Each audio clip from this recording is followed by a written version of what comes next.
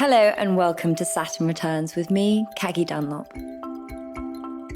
This is a podcast that aims to bring clarity during transitional times where there can be confusion and doubt. Dare to build this alternative single future where, what will happen if you don't meet somebody or you just have love affairs, and what kind of beautiful, happy life could you build, and have that in your head, because that is an escape chute from any toxic relationship that you may find yourself in. In this episode, I am joined by the writer Catherine Gray, author of the book series The Unexpected Joy of Being Sober and The Unexpected Joy of Being Single. And if I may say so myself, there are some pearls of wisdom in this episode, so listen closely. We talk about sobriety, sober dating and all that entails, self-partnership, love addiction, and dealing with breakups. A lot of you message me about relationships and being single, expressing some fear around it. Now, especially going through one Saturn return when you're approaching 30, there is a lot of pressure in society, and relationships they're complicated. And for all the advancements we've made, we're still quite archaic in this way of thinking that a woman's worth is measured by whether or not she's been chosen by a man. And Catherine looks at this very differently. And in this episode, we explore what self-partnership looks like and what that means. Now, I know that this isn't for everyone, and I don't think you have to resign yourself to it forever. I just think it's useful to question why you feel a certain way. Is it what you really want? Or is it what society is telling you? Is it what your parents are telling you, or what your friends are doing? It's just important to be curious about these sorts of things because, I think we need to take the pressure off ourselves a little bit. And I hope this episode will help in doing so. And I just wanted to add on a personal note, in the spirit of honesty, that I discuss in this episode that when you love yourself and like yourself, that rejection doesn't hurt as much. And I have to say that, ironically, just after I recorded this episode, and I mean straight after, I started dating someone and experienced what felt like a huge rejection, actually. And I've said in my solo episode that time is not necessarily a measure of the pain we feel in relationship. And this one really floored me. So I thought I would just add that by no means am I immune to heartbreak after all. I am a mere mortal. And I just wanted to say that because when I listened back, I thought, if only you knew. So before we get into this episode, here is our astrological guide for the season, Nora. And you can find her on Instagram at Stars Incline if you want reading. Between the ages of 24 and 27, Venus, the love planet, matures. And at this time, we really start to learn what our real love needs are, what our love language is, what we want in a relationship. And we start to explore the ideas of self-love and also giving ourselves the worth that we deserve. So it's really the idea of like attracts like. If you're valuing yourself, if you are giving yourself the worth you deserve, you'll attract somebody who will be doing the same thing. So the time before Saturn return is preparing you for that, but the progress lunar return is kind of initiating you into emotional maturity. And usually by the time that you're over the Saturn return, or by the end of it, you'll really be mastering that idea of self-partnership. And by the time that you're in your 30s, hopefully you'll be attracting healthy dynamics. And you won't really be looking for relationships as much if they're not fulfilling all of your love needs.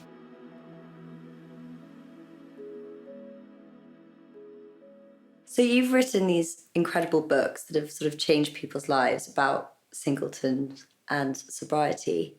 Are you single at the moment, firstly? Yes, I'm single. You are? And I'm 40. And would you believe I have never been happier in my life? You got sober at 33. 33. Mm-hmm.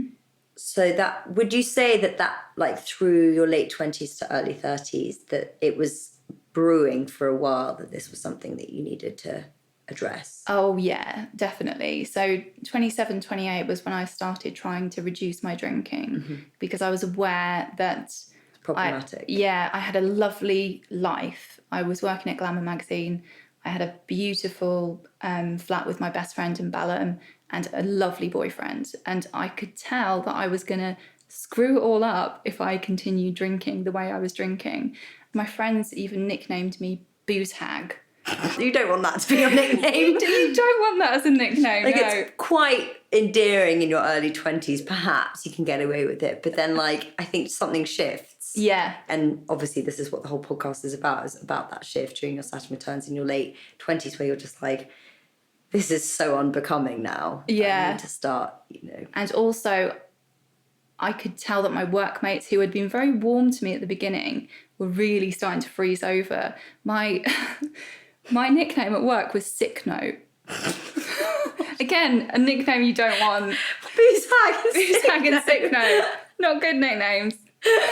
So I really started trying to get a handle on it and just completely failed. So then when I was 30, my boyfriend at the time, who was like my longest relationship to date, we were together for 3 years and we were definitely planning to get married and do the whole thing, just dumped me because of my unreasonable behaviour and my drinking and me just being a twat.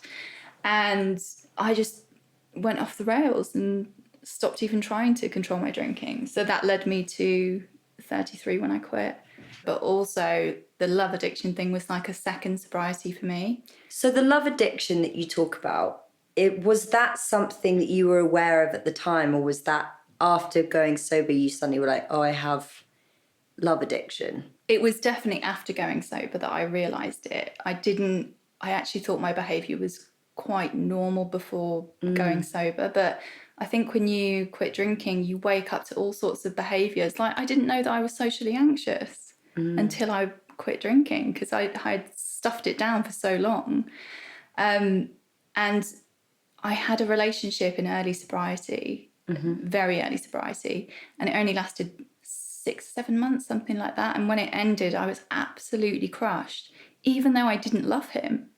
Wow. And I was like, why am I so devastated? And so I really deep dove into that and unpicked it and dismantled it.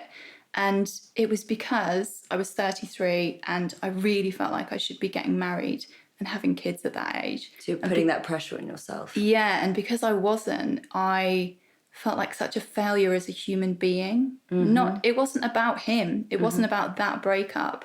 It was about, I felt like as a single person I'd failed and I was a loser because I wasn't getting married. Isn't that so sad though, that we think like that we've been conditioned to think like that? I know. 'Cause it sounds like it was less about him and the relationship, but that was a sort of plaster for something that was bubbling underneath, and then when that was removed it sort of erupted. Yeah, like a for feeling sure. that you probably had that you were keeping at bay with that relationship. Yeah, and I then realised, I looked back over my adulthood, and from the ages of 18 to 33, I had only been single for a grand total of 6 months. Whoa. I know. And, I mean, my friends... That's a lot of dating. That's a lot of boyfriends. Because as soon as I broke up with somebody, I would be on the hunt for someone else. And those 6 months were basically spent interviewing potential boyfriends. Yes, hunting. Like, was there actually like no moment in between? It's like break up, okay, on to the next. Yeah, pretty much within a few weeks. And my friends begged me to take time off. They were like, you need to reset and recalibrate what you want and not just hurtle into the next relationship.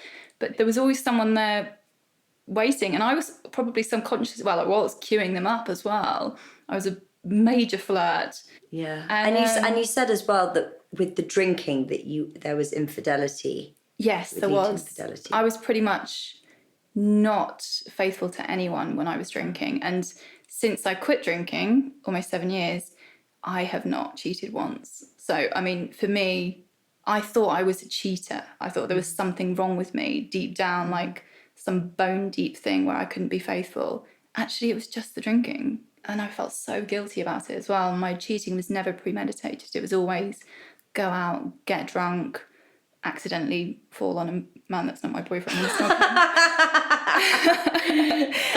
But there was also probably quite dark moments that where I was in blackout and I don't actually remember what happened, and then waking up in a strange bed. Did you acknowledge those at the time or not really? I was so ashamed of the fact that I couldn't remember what happened that I brazened it out Just sort of erased it from your mind. Pretended I remembered what happened because I couldn't confront the fact that I was getting blackout drunk so regularly. The blackout thing is, I used to experience that as well. Yeah. Where like something would switch and I'd be, you know, animated, walking, talking, doing stuff. Yeah. But it wasn't really me. Yeah. I mean, that's the thing that people don't understand about blackouts. You can appear like a functioning person in a nightclub who can do things like order drinks and talk to people, but you're not there anymore. Mm-hmm. And the most primal part of your brain is in charge when you're in a blackout, which is why you do mad shit, like, I don't know, get aggressive with people or cheat or eat fried chicken when you wouldn't normally. So it felt like being two people. Yeah, I get that. Yeah. And to go back to the relationship thing, okay, so if we take that back, because most of this stuff does stem from childhood and observing relationship within our family dynamics and stuff, would you say that played a big part in the way that you approach relationships in life? Yes. I mean, I saw a lot of broken relationships through my childhood, but it was also hammered home to me that the most important thing I was to do as a girl and then a woman was to get married. That was... From both parents? Yeah. It really was from both parents. And when I turned 33 and I was single, one of the reasons I was so devastated was because my dad started calling me a spinster. That really upset me. And he wasn't kidding. And he said that he'd renamed my wedding fund the egg freezing fund. And that really upset me as well. But it's just, I mean, that lack of sensitivity can be really damaging. Yeah, I think it can be. But it's also something that kids learn from a very, very young age. Like my niece started asking me when she was 4, why aren't you married, Auntie Catherine? Where doesn't she got think that from? Independently. No. Like she's picked that up. That's been planted somewhere. And I think a lot of it is from fairy tales. And movies and literature. Yeah, and it sticks. I remember reading in your book about young girls playing with like Barbies that can pee themselves. And you just wanted to like be on a dirt bike and everything. Yeah, on a BMX. I've never come across a Barbie that pees herself, but I would. Was that not what it was? Am I making that up? That was hilarious. No, it was just one of those, those baby dolls. No, that was just us in our 20s. Yeah, that was Boo-Tang doll. Night out. That's so funny. Yeah, so I think, I mean, as a kid, I was given dolls and my brother was given bikes and robots and whatever, and I just wanted to play with his toys and climb trees. And I guess that starts off that messaging of like, this is your purpose, to have children, to create a home. Yeah. And when you look at the words that are used for men and women in terms of singleness, it's so stark, the difference. Women are called, spinsters. Men are called bachelors. Bachelors is a good term. It's a neutral or positive term. And, we're crying at home with our cats knitting Fair Isle sweaters while they're off having a whale of a time, even until their 40s. Just getting better and better and better, like a fine wine. Yeah. Whereas my dad once told me that men appreciate like houses, as in they gain value, whereas women depreciate like cars, as in they peak at 25 and then that's it all the way down. Your dad told you that? Yeah. Okay, so your dad seems to have quite a lot to answer for. I think I have a bit of an issue with your dad. He's actually... he's gone now. He died a few years. No, don't worry. Don't worry. That wasn't to make you feel bad. But actually, even though his death was tragically sad and devastating, it did allow me to move past some of those damaging notions that he. Because did you feel like that? With. Yeah, that pressure, like you said, when you came out of that relationship at 33 and you just crumbled, was that sort of in the back of your mind of like, what's my dad gonna say? Yeah, and my wider family as well. Yeah. It wasn't just him. It was coming from all sides. I don't know whether people even realise they're doing it. Like I was at a dinner party the other night and saying how happy I was being single at 40, and then somebody started, who I love dearly, just giving me completely unsolicited advice about how to secure a relationship. But I also think it's so to do with the people you surround yourself with, because I have groups of friends that are all sort of settled down and that's their thing, and I'm perfectly happy for them that that's what they want to do. But then I also have other communities that aren't. Yeah. And so I just make sure that I'm like not constantly in a situation where I feel like I'm being compared to people that would pressure me to do so. Yeah, well, that's great. You need that balance. You really do. And interestingly, at your point in life, people will be getting married and having the kids, and everything will seem quite happy and idealistic right now. But from my point of life, people are starting to get divorced, and they're having really messy divorces. And it's made me question if I ever even want to get married. And I really think now that maybe I don't, because I've seen how complicated it is to get divorced. And I read it in your book as well that for you, it's always been such a catalyst for your work. Yeah. The sort of alchemy of a breakup was like rocket fuel for your career. Yeah. And kind of gave you this like new invigoration. And I felt like that for me as well. And it's always been the case. If I look back, I've had these relationships that have been very all-consuming, and I sort of abandoned myself in the process. And then when in the demise, especially if the demise is bad, I always use it as a sort of springboard to like get my shit together, because otherwise I'm going to drown. Yeah. Do you know what I mean? So like, if our life is a pie chart, I think our relationship segment takes up a huge amount in our minds, and because we've been brought up that way, that it like when it disappears, you have this empty void. Whereas I've just been slowly just making it like a little bit smaller. So it's still a significant chunk. Yeah. But the other things around it make me fulfilled, so that when someone comes along, if they're not right, even if they're like good in a lot of ways, I'm able to say, I'm okay. Yeah. Like I don't need someone to just come and like fill that gap, because it's not this void anymore. Yeah. But then I was speaking with a friend about it, and I was saying how now I'm sort of thinking perhaps, you know, I quite like the idea of being single. Why do I have to have children? Why do I have to get married? I can paint whatever picture I want for how I want my life to look. And so I was like, you know, I'm just going to have lovers around the world. And she was like, I can imagine you doing that, and that's great.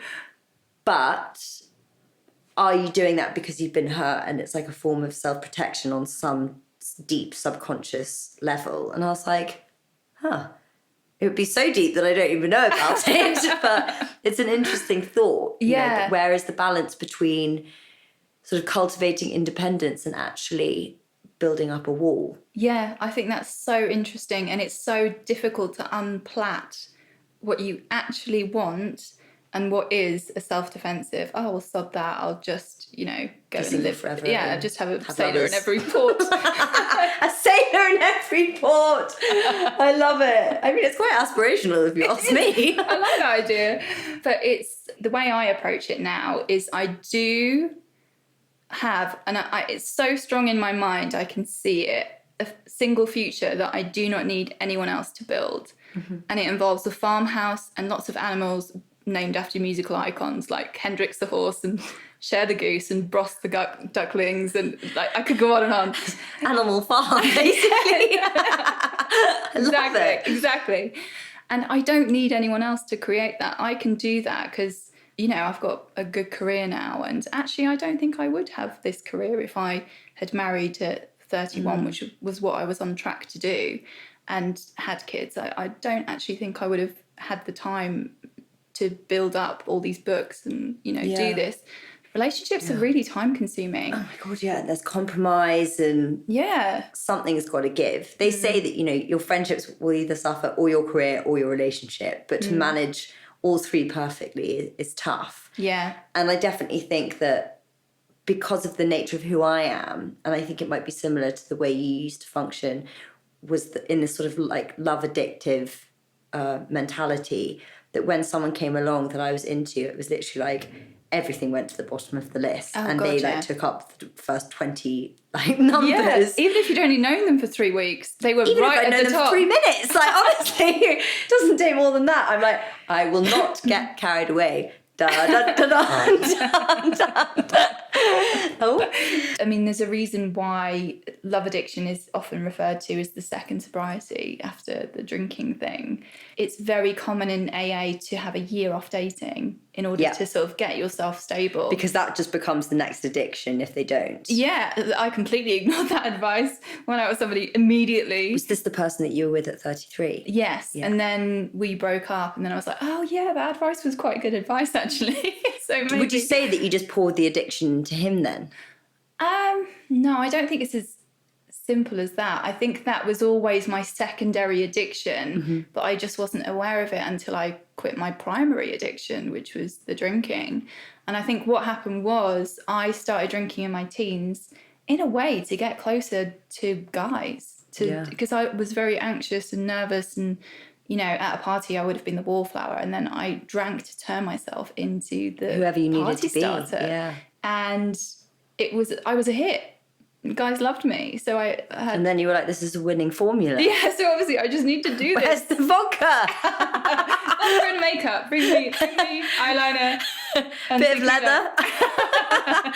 I mean, that is what, to, you know, an extent, I think we all did growing up, because alcohol is introduced primarily as a sort of social lubricant in those situations where women don't know how to talk to men, men don't know how to talk to women. Yeah. And it just enables you to do so. I mean, even now, dating sober is such an interesting thing, because that is, I can barely remember first kiss in my life that wasn't after, you know, quite a lot to drink. Yeah. I mean, I had no idea how to do it. And that was terrifying. I felt so naked and so like, how do people kiss? I don't know how I'm going to do that. And I think that stops people from continuing, because that is such a fearful place, because it's also very vulnerable and exposing, and you are just you. Yeah. You know, sort of take it or leave it. And then heaven forbid if they leave it, it might crush you. Yeah. But also, I think that if you are in a place where you like and accept yourself, it doesn't really hurt that much. No, it doesn't. And it comes And I really want to to like push that point across to people, because I think that they think rejection is just the thing to be avoided at all costs. But actually it stings momentarily. But when you like yourself, it's like, well, that literally they're lost. They're lost. And I think it comes back to what you were saying, that amazing thing with the pie chart. It doesn't collapse into itself if the bulk of it is not romantic relationships. If you've got loads of other things going on, which you tend to have that when you have high self-esteem, so that it doesn't really matter if this date doesn't work out. And I used to crush like a paper bag, even if a guy I'd only known for 7 hours ghosted me, because I felt like that meant I was unworthy and not wanted. Because you, on some level, felt that about yourself. Yeah. And now, I mean, it still hurts, of course it does. But as you say, you just bounce back so much more quickly. Yeah, you came up with an analogy that I really liked about sort of like the scaffolding that we have in place that keeps things up, but actually can be counterproductive. And it's almost like the architecture that we have formed in our lifetime isn't always built on steady foundations, and our dependency and our self-worth relies on that external validation from like the male gaze and from someone messaging you back and wanting to see you again. Yeah. And there's that amazing poem by Dr. Seuss, The Waiting Place. And honestly, I felt like in my 20s and early 30s, I lived in the waiting place. I was always waiting for something, for someone to text me back, or someone to want another date. Or if I was in a long-term relationship, I was waiting for, you know, him to want to move in with me, or whatever. And I didn't necessarily even want that myself. I moved in with 2 guys who actually, did I want to live with them, or did I just want them to want to live with me? But you've just been so conditioned to think that way. Yeah. But isn't it the most empowering thing when you click that actually I can up-level on my own and continue to up-level constantly, and then create the life for myself that I want without relying on anyone else to do so? Yeah. Absolutely. And also you have so much time. I did a lot of digging around in fertility studies. Everyone's told, and I think this is very common, that 35, you need to nail it before 35, because then there's some sort of cliff drop where all your eggs like cliff is a word commonly used for at 35. Exactly. And that's just not true. So when you look at recent studies, not these I think it was 1800s French peasants. That's where they got the 35 thing. And basically in the 1800s, French peasants who were 35 were nearly dead because people died at about 40 because of malnutrition and things like that. So, and they already had about 8 kids. So They were on the cliff anyway. Yeah, so it's just not applicable to now. So when you look at modern studies that were done like in the last 10 years or so, the difference between your chances of conceiving naturally as a 39-year-old compared to a 30-year-old are only 4 to 6% different. No way. That's what I found in the studies that are in the book, and they're all cited and they're all legit. But why is this stuff regurgitated so much that, post 35 terror? I think it's the people that are regurgitating these stats to us that they may have seen in the Daily Mail that are about the French peasants.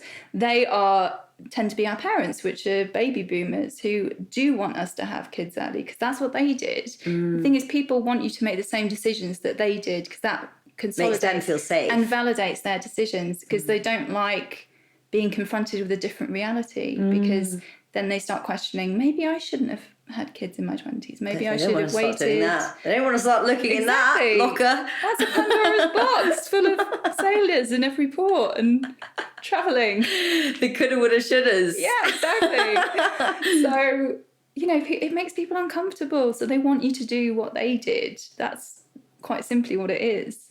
So, but I had a bit of a relapse almost with my love addiction. Oh, yeah.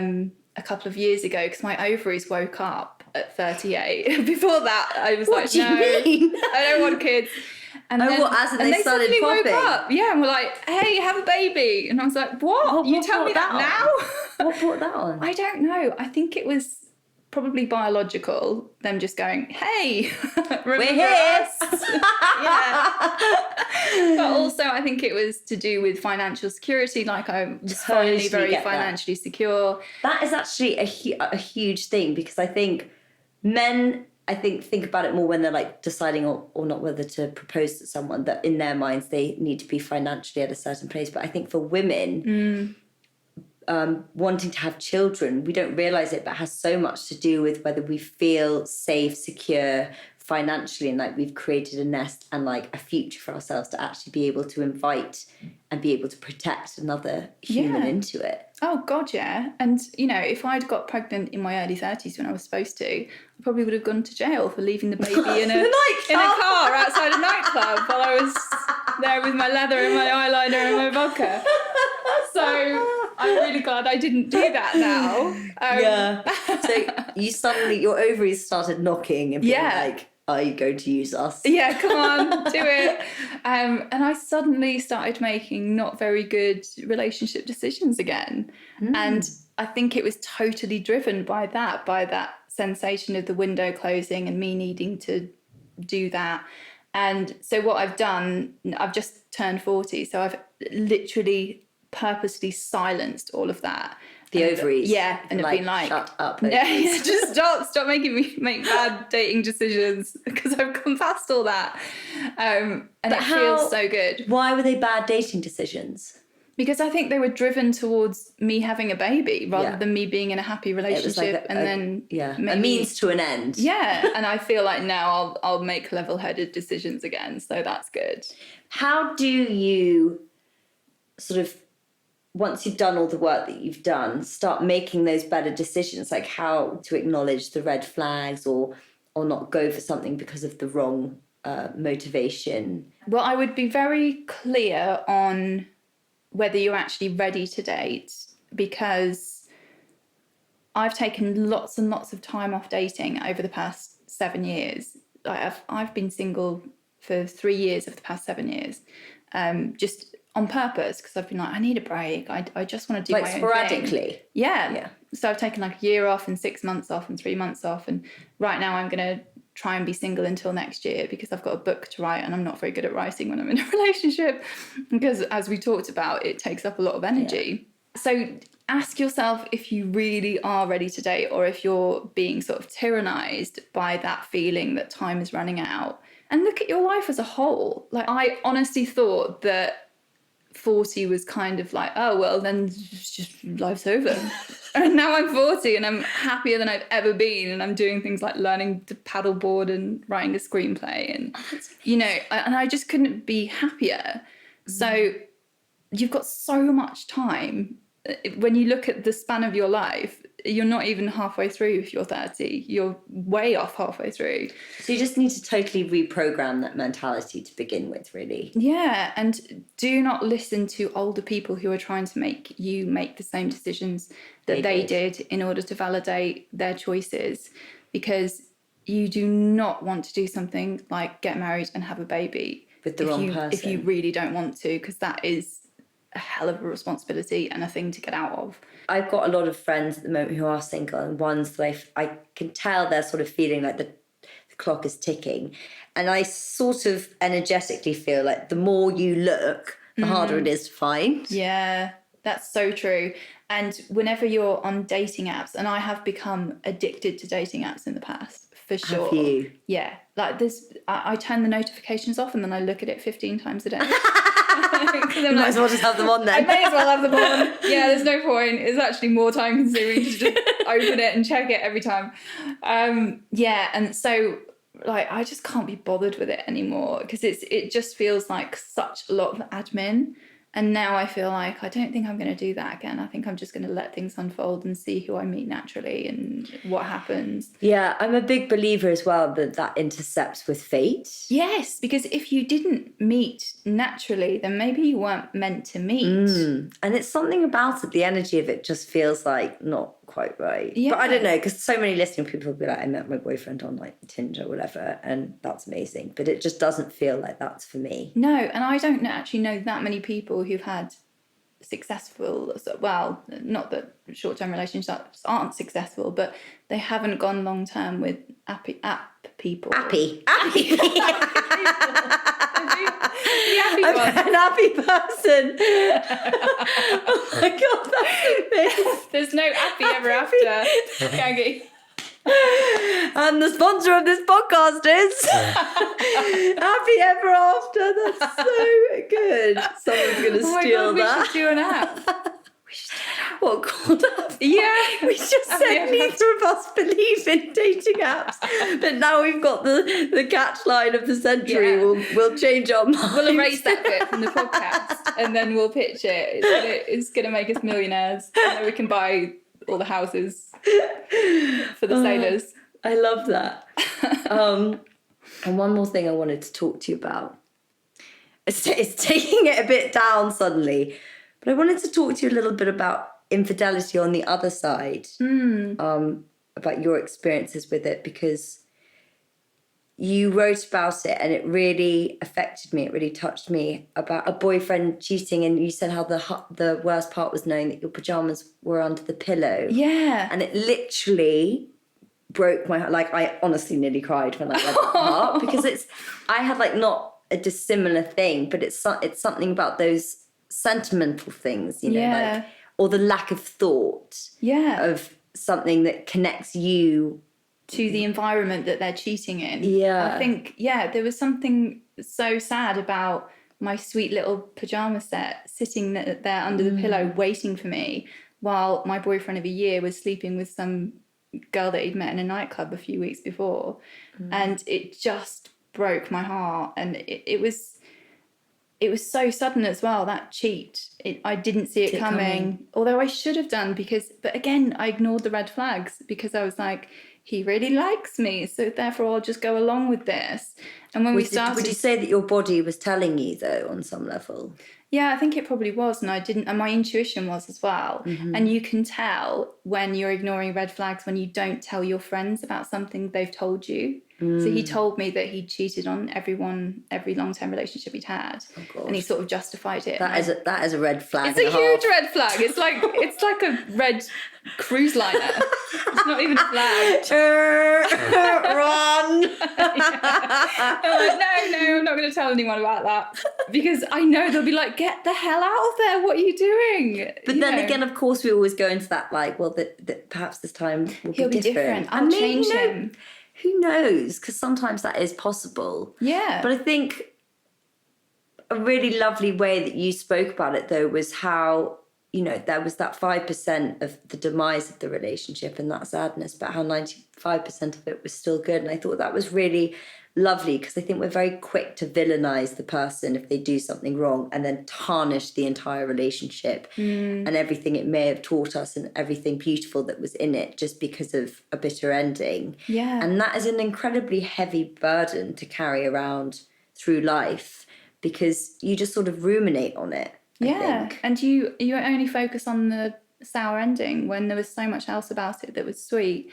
And I really tried to reframe how I think about relationships that end, because I truly don't believe that means they're a failure, because every relationship has taught you something and you've had wonderful experiences in it, even if it doesn't last forever and end in, marriage. You can have such a lovely thing with somebody, and we don't think of friendships that way. We're not like, oh, because I don't want to live with that friend and swap eternity rings with them, that's a failure of a friendship. We just don't think of that. We see them as, some come and go and some intensify and stay forever, and some don't. We use it as a bit of a drug, I think, on like marinating on the bad stuff. Yeah, it's almost like the bitterness propels us away from the relationship. Yeah. And I think in some ways that is useful. Like whenever I've found myself in a real maudlin state where I just miss somebody constantly, sometimes I'll write a list of things I don't miss about them.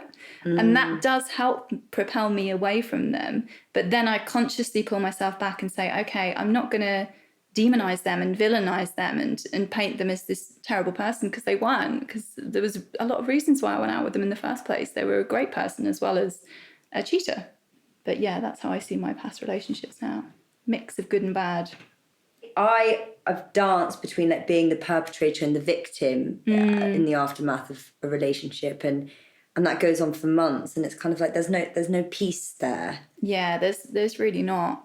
When we are snatched away from something, or something is snatched away from us, and we're in pain, we do often feel that the remedy of the situation is the poison. That we want to communicate with that person, and we think, well, maybe we'll sort of like ease each other through this process, because that's been your person you go to for everything. And you give it the analogy of like, it's like drinking on a hangover. Like, it's just going to carry on. It's not working. It just prolongs it. It just prolongs it. So do you think that is just like an absolute no-no? Yeah, I would say in the first year at least of a major breakup, I wouldn't have any contact with the next whatsoever. Do you think you can be friends with the next? Yeah, I do. And I'm friends with some exes, but we were either not even a real thing in the first place, we didn't even really get off the starting blocks, or it was a long time ago, like we broke up 6 years ago, and we're different people. Yeah, we're different people. But in general, I'll say to them, look, it's nothing against you, but I'm going to block you on social media, because I don't think it's healthy for us to be seeing each other's stuff. Because if you think about it, it's really unhealthy for you to be able to see who your ex goes out with next. Yes. That is so unhealthy, and to see what they're doing and what they're up to. And obviously on social media, people do not project what's really going on. He's not going to put something up there about him crying all day because he misses you. He's going to put something up of being at a party the with opposite, hotties. Yeah. Like it's all show reel. It's not behind the scenes. So don't bother looking at it. Yeah, I think it is a form of self-harm as well. Oh God, it really is. It's like picking at a wound and not really letting it heal. And if they're there, no matter how much you tell yourself that you won't look, you look. You just do. You have weak moments. So discipline has clearly been a huge theme for you. Oh, I'm so not disciplined. It sounds like you've had to become very disciplined. That's a funny one, because I don't think of myself as disciplined. The way I think of it is more that I know now what's good for me, and what's good for me is often the opposite to what I think what you want. Yeah. But is that not discipline? No, because I see it as self-care. So discipline to me is like iron will, and it's a bit Maggie Thatcher. I don't know. It's very stern. See, I think of discipline as like a form of self-care. Oh, okay. Well, it's just our associations with the word. Yeah. And sort of, for me to take responsibility over things like that requires an element of discipline. I like that. So what would be your kind of tips to round up of like anyone that's navigating the seas of change during their late 20s, early 30s, and especially around relationships and sobriety? Well, I would say, first of all, are you wanting to get married without knowing somebody that you want to marry? Because that is truly putting the carriage before the horse. And dare to build this alternative single future where, what will happen if you don't meet somebody or you just have love affairs, and what kind of beautiful, happy life could you build? And have that in your head, because that is an escape chute from any toxic relationship that you may find yourself in. And in terms of dating as a sober, I would say it's so daunting to begin with. And you might have found this, but you'll find that once you get over the initial kind of holding hands and the kissing thing, everything just happens naturally. So actually so much better. It's so much better. And it's almost like your body remembers what to do and it just happens. Of course. And then it's way better, and, you can remember all of it, which is a plus. And now I can't even imagine it any other way. Because I started thinking when I said, like, oh, I don't drink, then it all felt like it fell in my lap of I'm making him feel uncomfortable, or I should drink just for the situation because, like, it's the right thing to do. And now when I say that I don't, I actually love them thinking about them being like, I don't know what to do. Being like, am I supposed to drink? Is she going to be uncomfortable? Like, because I'm so secure in it now. Yeah, that's that great. It's just like, it's who I am. And also, I think I really, really expected that loads of guys were going to ghost me. I tend to tell people before I meet them, because I just don't want to have that awkward moment where they're like, oh, really? In fact, I think it's been a positive thing for most Have you guys. found on a lot of situations that actually they're a bit like, oh, maybe there's something in this, like as in to not drinking so much, or to changing their own behaviour a bit? And I think it helps people be vulnerable, because if you're vulnerable, then people are vulnerable back. Definitely. You have to lead by example. Yeah, and then you create a much more real connection, and you know whether you like each other genuinely, rather than it being sponsored by Prosecco. I think loads of my relationships have been sponsored by Prosecco. Mine too. Champagne, probably. I prefer champagne. Oh God, mine was more like Sauvignon Blanc. I couldn't afford Prosecco or champagne, really. I love it. Well, on that note, this has been amazing, and thank you so much. I think you're just an absolute star. Oh, thank you. I've really enjoyed this. Great, I've enjoyed it as well. So thank you very much for coming on. Thank you. Bye.